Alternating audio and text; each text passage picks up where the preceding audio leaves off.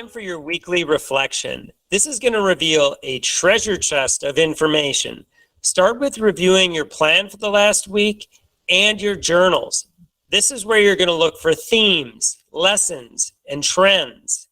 You're also going to get much better perspective when you're out of the moment. You can look at each individual day as a snapshot very quickly and start putting that puzzle together.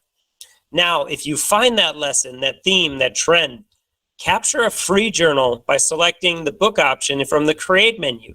This is a great way to organize all of those lessons that you're learning along the way. Next, review your active aspirations. Is your plan still intact? Make adjustments as needed.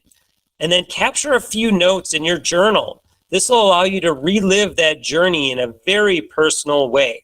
Lastly, create a rough draft for next week. Make your decisions in advance. Make sure you're finding time for your aspirations.